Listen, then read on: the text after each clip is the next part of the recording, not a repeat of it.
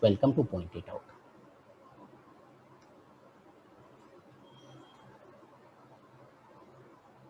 Okay, we'll start with the profile of NV Foundation. We were established in 2003. That is more than 17 years old. We have sent around 3,000 students for MBBS in abroad, and we have counseled more than 20,000 students. Many of our students are already practicing in India in various top hospitals, and some of our students are also practicing in UK. The director of our company is called Mr. Vivek Jaiswal. He's a recipient of the ADB Government of Japan Merit Scholarship. ADB means Asian Development Bank. He has also served as a director of Asian Institute of Management in Philippines. He has counseled more than 10,000 students in education and placement, and he's also an author of a book. The second person is me. My name is Siddharth Jaiswal. I am an MCA and MCP by qualification. I have several years of experience in teaching, programming, and in the education field. Okay. Now, the most important point is that the NEET result is going to come on Monday. So, result aane wala hai. I congratulate in advance to everybody. I hope everybody gets good marks. मैं ये चाहता हूँ कि सबका अगर 600 के ऊपर आ जाए तो आपको इंडिया में ही गवर्नमेंट सीट मिल जाएगा. बट इन केस अगर आपको अच्छा मार्क्स नहीं आता है और आपको सपोजिंग इंडिया में एडमिशन नहीं मिलता है, so don't lose your heart. आजकल वर्ल्ड बहुत बड़ा हो गया है एंड आपको बहुत सारे अपॉर्चुनिटीज़ खुल गए हैं. So you can do your MBBS in abroad also. ऐसे बहुत सारे कंट्रीज है जहाँ से आप फॉरेन से अब्रॉड कर सकते हैं at a very reasonable cost. And अभी जैसे आपको मालूम होगा MCI हट गया है, मेडिकल काउंसिल ऑफ इंडिया, उसके बदले नेशनल मेडिकल काउंसिल आ गया है. एंड नेशनल मेडिकल काउंसिल आने का सबसे बड़ा एडवांटेज क्या है, चाहे आप इंडिया से पढ़ें चाहे फॉरेन से पढ़ें, सबको अब नेक्स्ट एग्जामिनेशन देना पड़ेगा. पहले क्या होता था कि स्टूडेंट्स जो फॉरेन जाते थे उन्हीं को वापस इंडिया में आके एग्ज़ाम देना पड़ता था, और वो एग्ज़ाम सबको बोलता था बहुत टफ है, वेरी डिफिकल्ट टू पास. लेकिन अभी सबको एग्ज़ाम देना पड़ेगा next. So it is a very good news and don't worry, I am there with you. Indian students foreign बहुत लार्ज क्वांटिटी में जा रहे हैं, बहुत सारे कंट्रीज़ में जा रहे हैं, जैसे आपका बांग्लादेश है, नेपाल है, फिलीपींस है, यूक्रेन है, एक्सेट्रा. ठीक है. एंड अभी जैसे कोविड चल रहा है, आपको मालूम है, these are very tough times. बहुत सारे जॉब्स ऑलरेडी चले गए हैं. इंडिया का इकोनॉमी इस साल 9% कॉन्ट्रैक्ट करेगा, which is a very bad news. But the good news is that we have to look at the positive side. There is a huge shortfall of MBBS doctors and even a bigger shortfall of MD doctors, specialization. ठीक है. तो India में अभी minimum 6 lakh doctors का shortfall चल रहा है.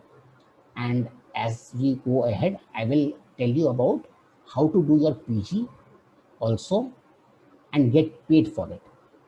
ये सब चीज़ हम लोग डिस्कस करेंगे. लेकिन फर्स्ट डिस्कस करेंगे अभी क्या सीनियर है इंडिया में एडमिशन लेने के लिए. इस साल 2020 में 16 lakh students have appeared for your NEET examination and only 77,000 seats आते हैं. इन रियलिटी 77,000 से भी कम होगा for general quota seats. General students के लिए मे बी 20,000 या 30,000 ही सीट्स है. ठीक है. That means out of every 100 students who appear for the examination only 5 students को सीट मिलने का चांस है. और अगर आप जनरल स्टूडेंट है तो may be out of 100 only 2 seats आपके लिए होगा. ठीक है. इंडिया में स्टैटिस्टिक्स दिया हुआ है. MBBS के 272 कॉलेजेस है, 41,000 सीट्स है ऑल ओवर इंडिया. BDS के 50 कॉलेजेस है, टोटल सीट्स है 3,513. Private universities, private colleges, universities and deemed universities में 260 कॉलेजेस हैं एंड 35,000 सीट्स हैं. टोटल सीट्स है 77,000 अप्रोक्सीमेटली 76,928 एंड BDS में आपका 27,000 सीट्स के आसपास है.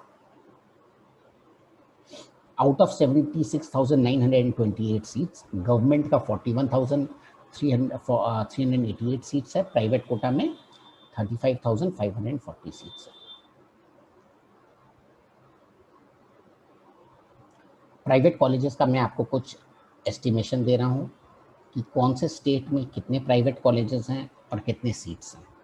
आप देख सकते हैं आप कौन से स्टेट में हैं, इसके हिसाब से आपको एस्टिमेशन का आइडिया लग जाएगा। तो ये चार्ट आप देख लीजिए। In the meantime I would like to ask if anybody has a question please ask me. आप कौन से स्टेट के बताइए, आपको यहाँ पर चार्ट मिल जाएगा।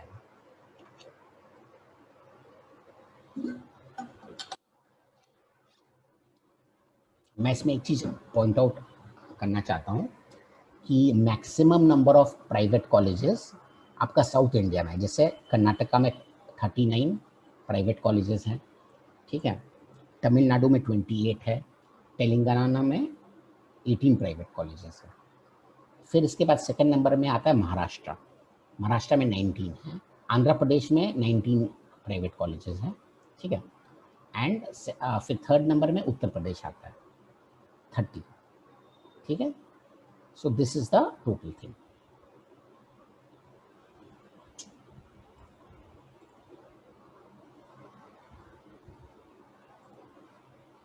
दिल्ली में बहुत कम सीट्स है। राजेश जी आपने जैसे पूछा है दिल्ली का बताओ, तो दिल्ली में बहुत कम सीट्स हैं। जहाँ तक मेरा नॉलेज है दिल्ली में कोई प्राइवेट कॉलेज एक ही इसमें दिखा रहा है। कौन सा प्राइवेट कॉलेज है मुझे इसका नॉलेज नहीं है, मैं आपको बता दूंगा। एनसीआर में कुछ प्राइवेट कॉलेजेस ज़रूर हैं दिल्ली के अगल बगल में, ठीक है। अब हम लोग गवर्नमेंट कॉलेज में आते हैं। गवर्नमेंट कॉलेज में आप स्टेट वाइज देख लीजिए। दिल्ली में 6 गवर्नमेंट कॉलेजेस हैं और 1015 सीट्स हैं, ठीक है। इसमें भी साउथ इंडिया में ज़्यादा गवर्नमेंट कॉलेज हैं। जैसे गुजरात में 17 है, कर्नाटका में 18 है, केरला में 10 है, एमपी में 10 है, महाराष्ट्र में 23 है, राजस्थान में 14 है, तमिलनाडु में 25 है, यूपी में 18 है, वेस्ट बंगाल में 14 है, ठीक है। Total number of seats is 41,388 in government colleges. अब इसमें एक प्रॉब्लम क्या है कि गवर्नमेंट कॉलेजेस में मोर देन 50% आपका कोटा में निकल जाता है। कोटा के बारे में भी हम लोग आएंगे थोड़ा देरी के बाद, ठीक है। अब बांग्लादेश के बारे में हम लोग बात कर रहे हैं, इसलिए बांग्लादेश का क्वालिटी अच्छा है। इसका FMG का स्क्रीनिंग टेस्ट, मतलब जब बाहर से आप इंडिया आते हैं, स्क्रीनिंग टेस्ट का रिजल्ट 2015 से 18 के बीच में 29.79% था एंड 2019 में 35% था।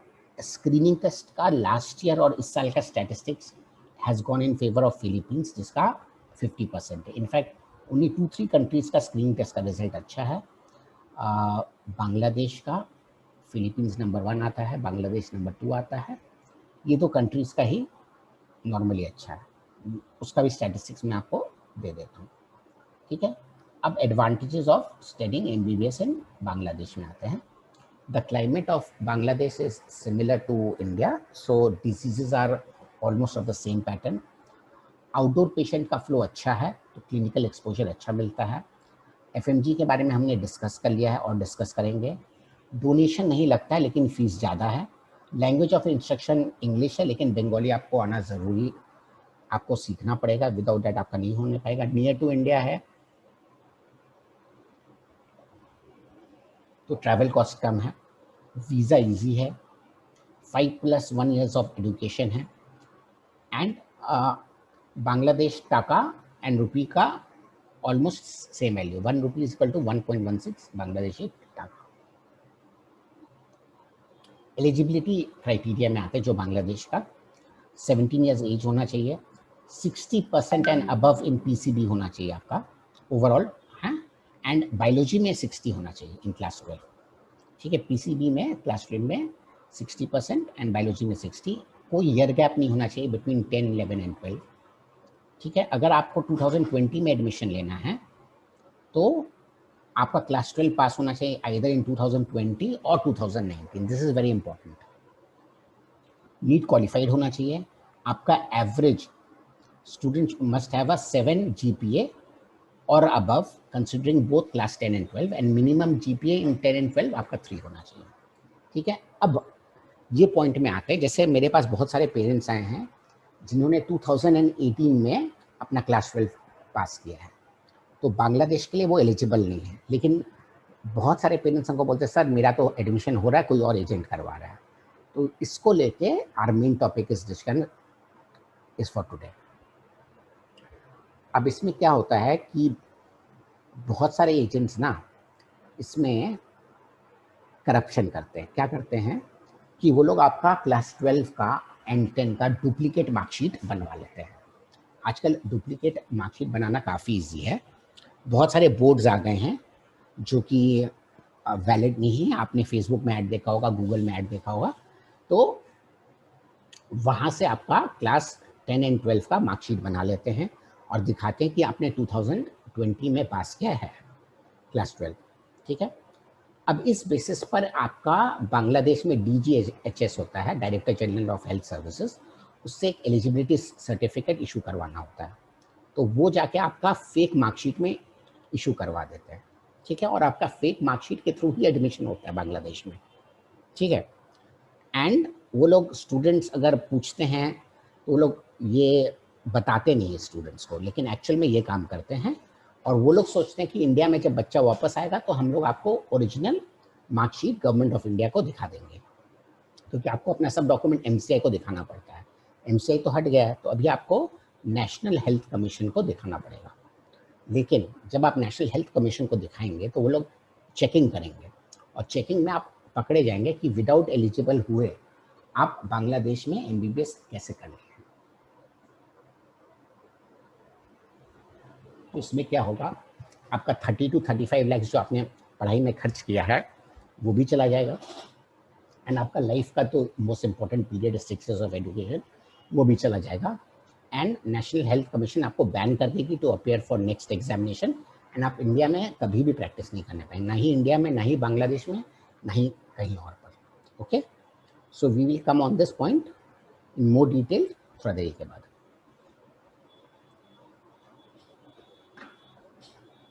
नहीं प्रॉब्लम नहीं थी मैम।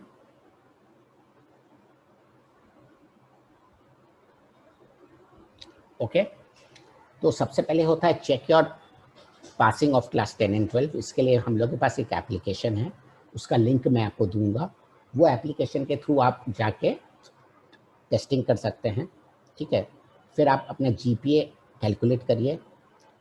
उसके बाद आप अपने कॉलेज को, जो भी कॉलेज में आप एडमिशन करना चाहते हैं, उसमें क्लास 10 एंड 12 मार्कशीट प्लस दोनों साल का पासिंग सर्टिफिकेट लगेगा, एडमिट कार्ड लगेगा, एड्रेस प्रूफ लगेगा, नीट का रिजल्ट लगेगा। इससे आप अप्लाई करिएगा। आप डायरेक्टली अप्लाई कर सकते हैं, you don't have to go through agent. हाँ, कॉलेज आपको एडमिशन लेटर इशू करेगा। एंड हर college depending upon the college आपको $2000 से $10,000 के बीच में आपको डिपॉजिट करना पड़ेगा for confirmation of seat to the college account directly from, आप अपना बैंक अकाउंट से ट्रांसफर कर सकते हैं। आफ्टर इशूइंग ऑफ लेटर आपको इक्विवेलेंट सर्टिफिकेट के लिए अप्लाई करना पड़ेगा फ्रॉम DGHS। तो उसके लिए आप अपना एप्लीकेशन सबमिट करिए, अपना मार्कशीट सब अटेस्टेशन करके बांग्लादेश एम्बेसी या बांग्लादेश हाई कमीशन में आपको अप्लाई करना पड़ेगा। अलॉन्ग विथ $70 का पेमेंट करना पड़ेगा, वो भी आपके बैंक के थ्रू हो जाएगा, बहुत ईजी है। ठीक है। और वो लोग एक डेडलाइन अनाउंस करते हैं, उसके अंदर आपको अप्लाई करना पड़ेगा। यूजुअली इक्विवेलेंसी सर्टिफिकेट में वो लोग यही सब चेकिंग करते हैं जो मैंने आपको पहले बताया एलिजिबिलिटी का, और आपको 1 मंथ के अंदर इशू हो जाता है। उसके बाद आप स्टूडेंट वीज़ा के लिए अप्लाई करेंगे, 1 साल का स्टूडेंट वीज़ा मिल जाएगा। उसके बाद आप you can go fly to Bangladesh and then you can join college. ठीक है।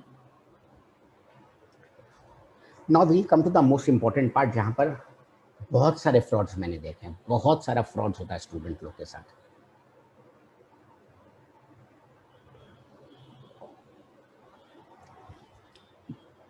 तो GPA क्या होता है? GPA होता है grade point average. It is the representation of average number of final numerical points grades obtained in class 10 and 12 standards. ठीक है। ये बांग्लादेश के लिए स्पेशली होता है GPA, लोग अपना एक सिस्टम बना के रखे हुए हैं। ठीक है। तो minimum aggregate GPA required in class 10 and 12 is 7। दोनों को मिला के क्लास 10 का GPA अलग निकलेगा, 12 का GPA अलग निकलेगा, दोनों को मिला के आपका 7 कम से कम होना चाहिए। अब मिनिमम इंडिविजुअल GPA को भी हम लोग को देखना पड़ेगा। क्लास 10 में आपका मिनिमम इंडिविजुअल जीपीए होना चाहिए 3.5, मिनिमम इंडिविजुअल जीपीए आपका 12 में होना चाहिए 3, ठीक है। एंड बायो में आपका 60 मार्क्स होना चाहिए या 3.5 जीपीए होना चाहिए, ठीक है। तो जीपीए कैलकुलेशन ऐसे होता है, जैसे आप देख सकते हैं, ये रहा, ये मैंने चार्ट बना के रखा हुआ है। अगर आपका मार्क्स क्लास 12 में 80 to 100 आता है, ठीक है, तो आपका जीपीए माना जाता है 5, 70 से 79 आता है तो आपका जीपीए होता है 4, ठीक है। 60 से 69 होता है तो जीपीए होता है 3.5, so on and so fourth. आप अपना यहाँ पर जीपीए देख सकते हैं, ठीक है। Just a second. आपका फिर जीपीए इन 10 आपका कैलकुलेट होगा, मिनिमम 3.5 होना चाहिए। जीपीए कैलकुलेशन करने के लिए only top 5 subjects are considered for calculation of GPA, ठीक है। जीपीए क्या होता है? Total marks in top 5 subjects divide by 5। GPA in 12 ऐसे कैलकुलेट होता है, सपोज इसको हम लोग मानते हैं वाई, मिनिमम शुड बी 3.5, हाँ, so on and so fourth. इसको देखिए आप,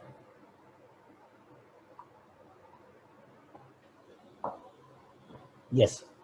सो जीपीए का physics, chemistry and biology only 3 subjects consider होता है फॉर क्लास 12, ठीक है। एंड ये 3 सब्जेक्ट्स को डिवाइड बाय 3 करके आप निकाल सकते हैं। पीसीबी का एवरेज 60 होना चाहिए एंड बायो में भी 60 होना चाहिए। फिर सपोज एक्स है जीपीए 10 का, वाई है जीपीए 12 का, तो एक्स प्लस वाई आपका करके प्लस करके 7 होना चाहिए, okay. So now we come to, अगर आपका सपोज ये एलिजिबिलिटी नहीं होता है, 1 minute, my mouse is not working some reason,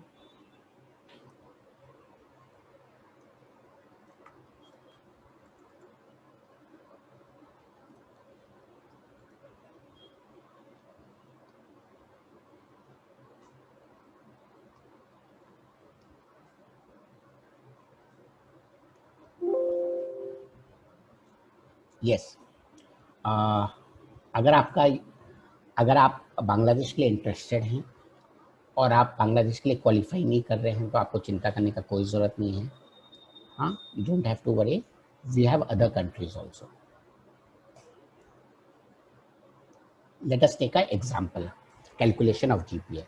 आपका इंग्लिश में 50 आया, हिंदी में 70 आया, मैथ्स में 40 आया, साइंस में 50 आया, सोशल साइंस में 50 आया, तो जीपीए आपका कैसे कैलकुलेट होगा? यहाँ पर मार्क्स आपका दिया हुआ है, देख लीजिए ऊपर, हाँ, इसके अनुसार आप कैलकुलेट करिए। इंग्लिश में 50 है तो आपका 50 to 59 जीपीए 3 होगा, हिंदी में 70 है तो आपका 4 होगा, आपका मैथ्स में 40 है तो आपका जीपीए 2 होगा, आपका साइंस में 50 है तो जीपीए 3 होगा, सोशल साइंस में भी 3 होगा, तो कैलकुलेट करिए तो आपका 3 आता है। तो ये एलिजिबल है कि नहीं? Please give me answer from the participants, is he eligible for Bangladesh or not?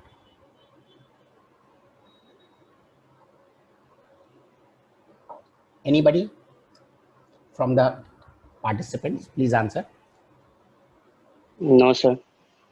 No, why? GPA should be average 3.5, but it is below Yes, 3.5. yes, yes, very good, Rakib. GPA should be 3.5 for class 10, so he is not eligible. अब 12 का example देखते हैं। 12 का example हमने निकाला है, biology में 70 है, फिजिक्स में 57 है, केमिस्ट्री में 52 है, जीपीए 3.33 आता है, तो ये एलिजिबल है कि नहीं? No, sir.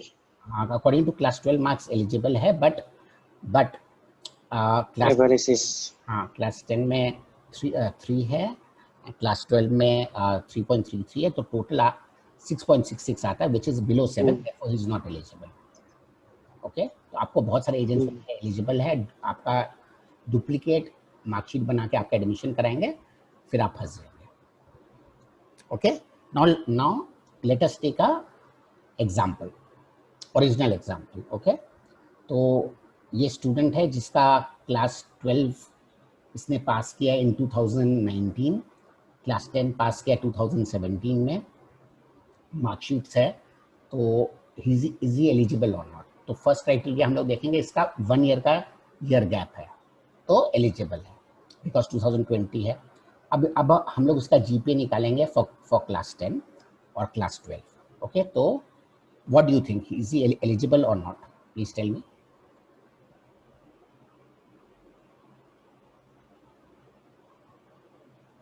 सेकेंड पॉइंट हम लोग देखेंगे दैट इसका बायोलॉजी में 78 है, वेरी गुड, 60 के ऊपर होना चाहिए। पीसीबी में 60% के ऊपर होना चाहिए एवरेज में, वो भी है, ठीक है। तो अब हम लोग को जीपीए निकालना है इसका। So anybody can help me in this, anybody from Can you your. please zoom the picture, sir? हाँ, So picture is not clear. Pixel, picture is not Sir, okay, picture is not clear.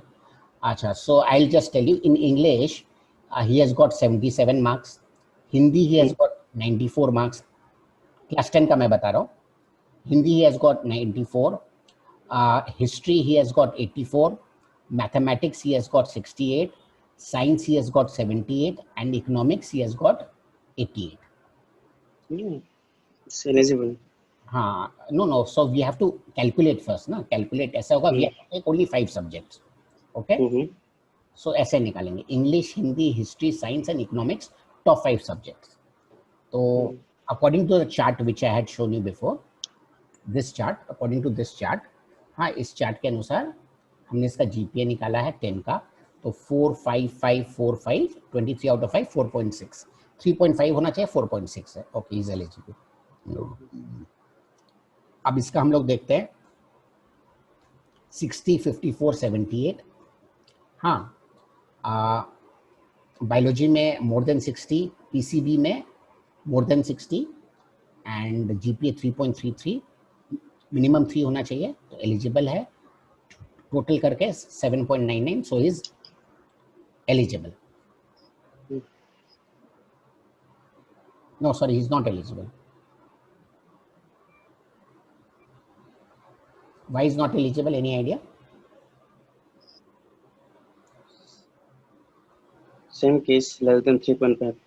हाँ, Less than 3.5 ये GPA in, yeah. in class 12 he has a GPA Yes. less than 3.5. सो आपको देखने से ये लगेगा eligible है, but is not eligible.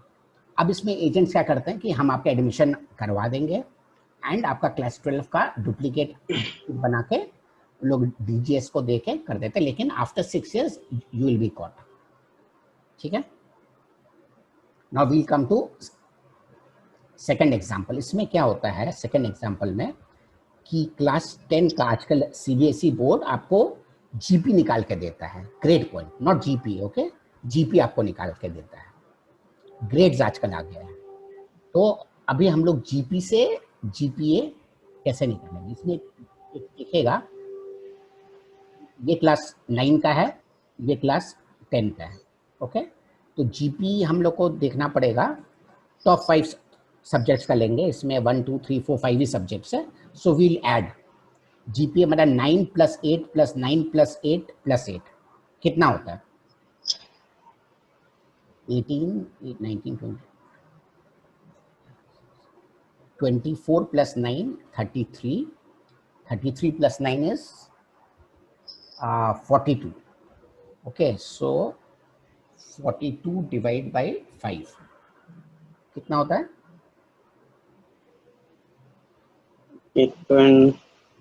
8.2. I think 8.4 ना, Yeah, 8.4. हाँ 8.4, सो 3.5 होना चाहिए, तो 8.4 है, so he is eligible. Okay, now हम लोग इसका निकालते हैं। तो फर्स्ट हम लोग देखेंगे बायोलॉजी में 60 के ऊपर है, पीसीबी में 60 के ऊपर है, सो 74, 83 एंड 77। तो 74 का कितना होता है? 74 का होगा 4।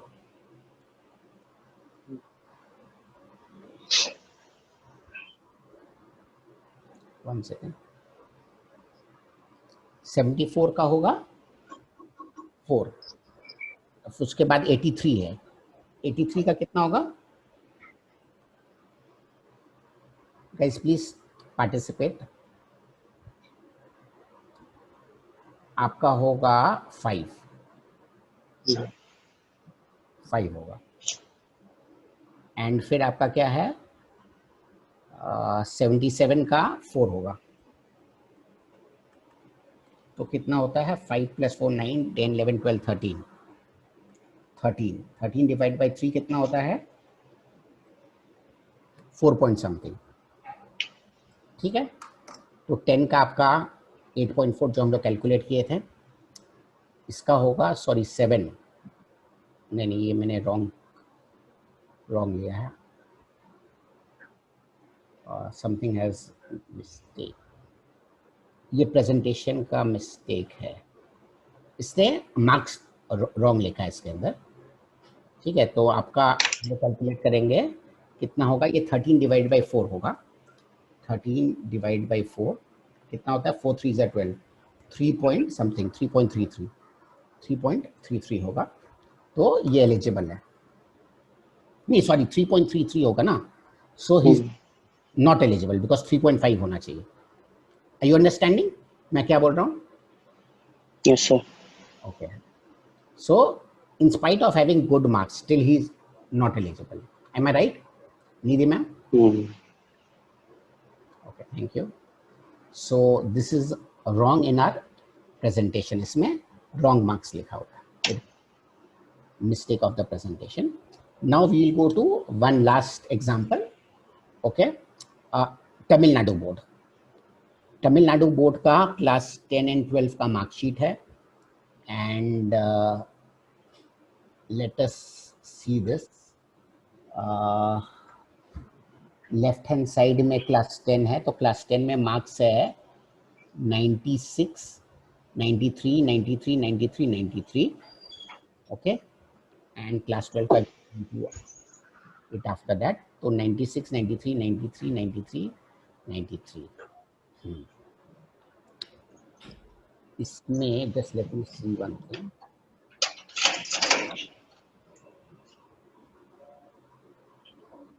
इसमें भी वेरी सॉरी फॉर इट। इसमें क्या होगा ना कि it is 96 out of I think 1, इसमें थ्योरी लिखा हुआ है, 1 minute just let me, theory तो लिखा है 75, प्रैक्टिकल कितना मार्क्स का लिखा हुआ है? एनी बडी, एनी आइडिया? 25 का ही है ना? Okay, it is okay, 25 marks का। सो सम में 25 divide by 5 is all right. अब इसका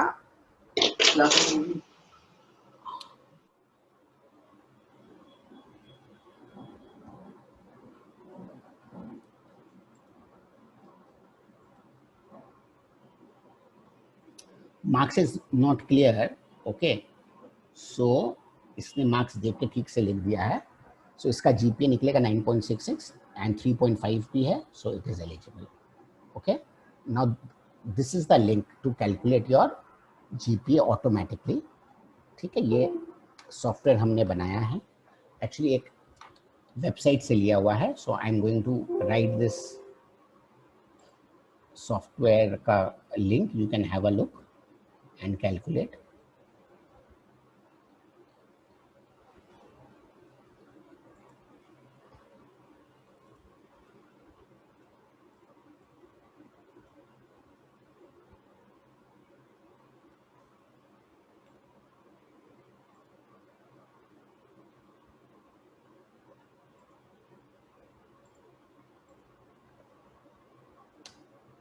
अगर आप इसमें जाएंगे, अपना मार्कशीट का डिटेल्स डालेंगे, तो आपको जीपीए का पूरा कैलकुलेशन मिल जाएगा, आप एलिजिबल हैं कि नहीं, आपको किसी के पास जाने का ज़रूरत नहीं है। ओके,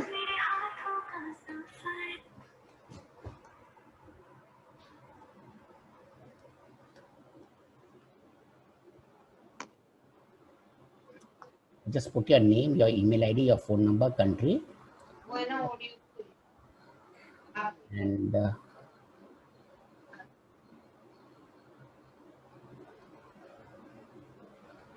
इसमें पूरा एक्सप्लेन है। हाँ, ये रहा जीपीए कैलकुलेटर फॉर बांग्लादेश। यहाँ पर आप आइए, ये वेबसाइट से मैंने लिंक किया है। इस वेबसाइट में एक बहुत अच्छा एप्लीकेशन है, यहाँ पर आप फुल अपना मार्क्स डालिएगा, सब कुछ आपको सब चीज़ आ जाएगा कि आप एलिजिबल हैं कि नहीं। ओके, सो एक बहुत अच्छा वेबसाइट मुझे मिला था, वहाँ से मैंने आपका लिंक अप कर दिया। Okay, now I would like to invite any questions, because हम लोग का मेन टॉपिक था not about calculation of GPA and the fraud happening. So if you have any questions, आप प्लीज हमसे पूछिए। It is open for the link. Please ask me. Anybody questions? Please ask. Please write in the chat box, or you can unmute yourself and you can ask me.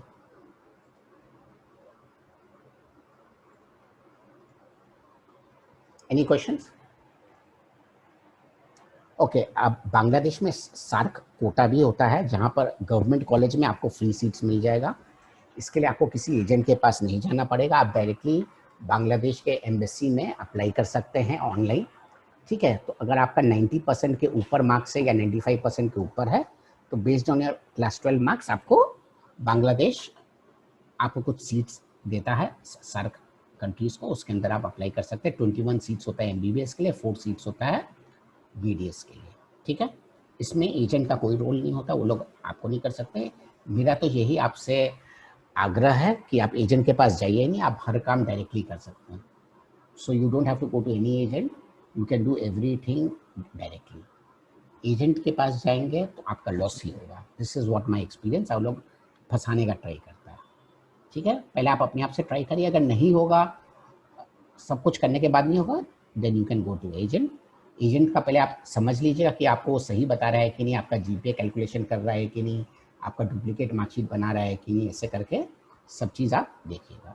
ठीक है, मैंने आपको सब कुछ explain कर दिया है। ठीक है, and we are offering some scholarships from our side, from national Vidya foundation, on the basis of your class 12 marks. ये बस ओनली फर्स्ट 100 स्टूडेंट्स के लिए है। हम लोग का 30 स्कॉलरशिप्स ऑलरेडी खत्म हो गया है। ठीक है, एंड बेस्ड ऑन नीड भी हम लोग का स्कॉलरशिप्स रहेगा। ये सोशल मीडिया का लिंक से मैं आपको भेज रहा हूँ, प्लीज़ आप यहाँ पर लिंक को सब्सक्राइब कर दीजिए, तो आपको सब इंफॉर्मेशन आपको every time up to date मिलता रहेगा। Any question guys?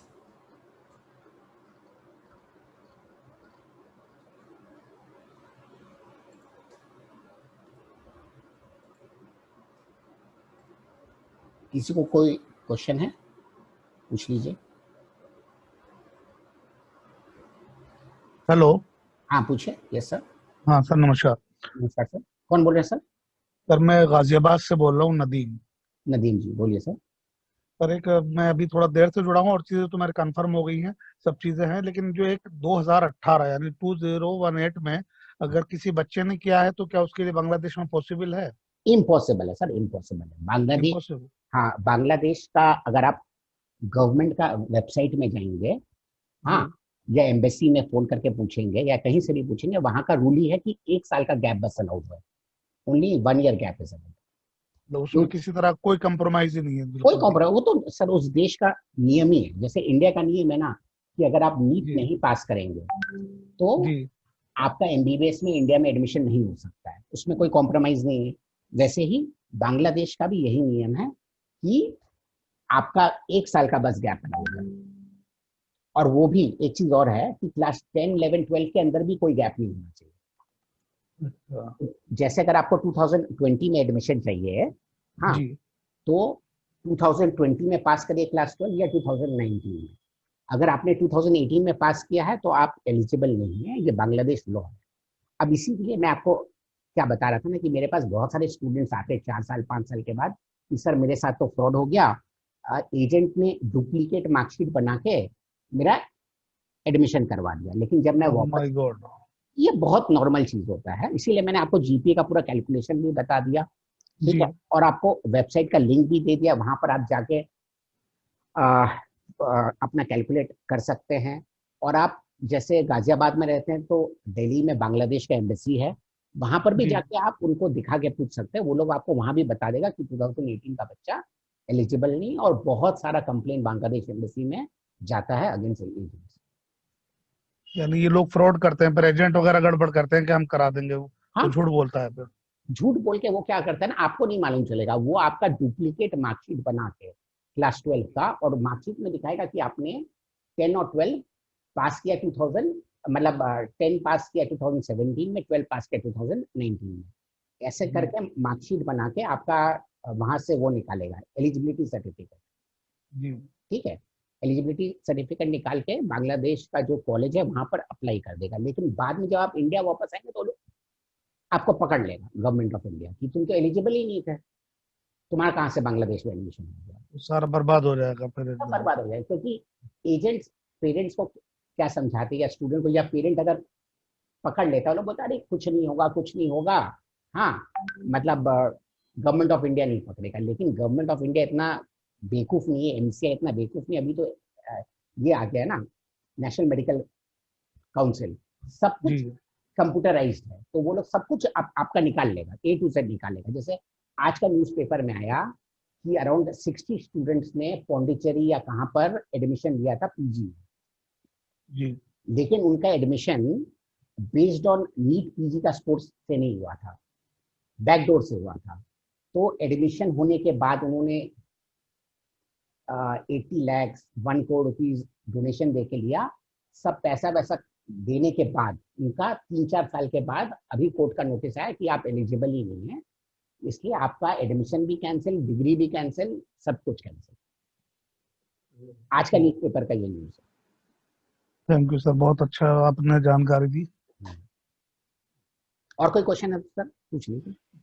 बस Sir, I यही have a सब। question. हाँ, yes yes, tell Sir, there is one notification from the MCI that regarding the girl Ishika Kumari, okay. that if she will not qualify in NEET exam in 2020, she can appear in the 2021 and she can qualify. But right she can take the admission in 2020. Right right. So, sir, this notification only for this particular girl Ishika Kumari or No for no no, everyone? for everybody, for everybody, for Okay, everybody. okay, sir. It means that, but Okay, this sir. is a very dangerous notification. Why? I'll tell you. Because Mm-hmm. suppose you take admission this year, okay, without Mm. passing NEET, okay. So Okay. if you study, you will be investing at least 5 to 8 lakh rupees, whatever is the fees. But supposing next year if you Mm. don't qualify NEET, then your Mm. money will be lost. Yes, So sir. Yes, sir. you should always take admission after passing NEET only. Yes, sir. Sir, do you think if student will take admission and in 2021 they are not going to qualify, then government or NMC will give some relaxation? No Like, relaxation, okay. no relaxation, no relaxation. And I Okay. firmly believe, this is my firm Mm-hmm. belief, that since you are going to become a doctor, okay, Mm-hmm. since you are going to become a doctor, you should always follow the right path. Because Yes, sir. Yes. from the day one, if you follow the wrong path, then Mm-hmm. for your whole life there will be some of the other problems. And I know for sure that passing NEET is not a very difficult examination. Yes, Okay, sir. your MBBS is much 100 times more difficult. So you should Yes, sir. always pass NEET and do. Mm. Thank you, sir. Welcome.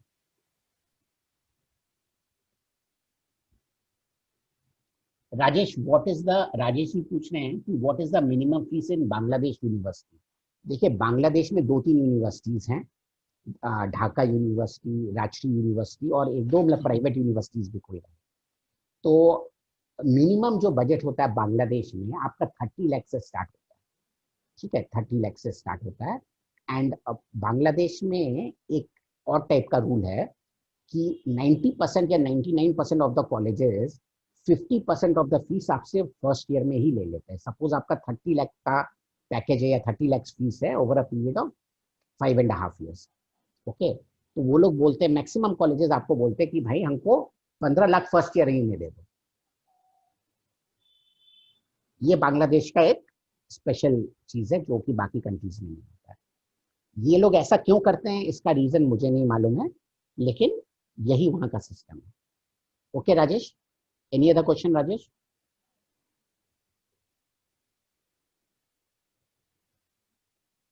So guys, अगर कोई question नहीं होगा तो फिर आज का हम लोग ये फिनिश कर देंगे। एंड अगर आपको अप्लाई करना है हम लोग को, तो मैं स्कॉलरशिप दे रहा हूँ, बेस्ड ऑन नीट स्कोर भी देता हूँ and based on class 12 marks भी देता हूँ। Let me make it clear that ये स्कॉलरशिप्स मैं देता हूँ, नेशनल विद्या फाउंडेशन, ये कॉलेजेस नहीं देते हैं, ठीक है। तो हमने एक फंड बनाया 40-50 लाख रुपीज का, उससे ही हम लोग देते हैं, बिकॉज हम लोग लास्ट 17 ईयर्स से काम कर रहे हैं, तो हम लोग के पास फंड है, ऐसा कोई प्रॉब्लम का बात नहीं है। तो based on class 12 marks and based on NEET marks भी हम लोग स्कॉलरशिप देते हैं, ठीक है। तो आपको ये फर्स्ट ईयर में बस मिलेगा। Yes ma'am, any question? Okay guys, thank you for attending. अगर आपको और कोई भी प्रॉब्लम होगा, you can give me a phone call. हम लोग का सोशल मीडिया डिटेल्स ये है, ठीक है। एंड हम लोग का वेबसाइट है nationalvidyafoundation.com। फोन नंबर्स ऑलरेडी आपके पास है। वो तो पता भाई, यहाँ नहीं है, यहाँ पे जहाँ पर ज्यादा वहाँ पे तो नंबर ये है 8100। यहाँ पे पुलिस वाले खड़े, तुम खुद देख लो, तुम जाओगे बोलो दीदी। Okay guys, thank you, thanks everybody.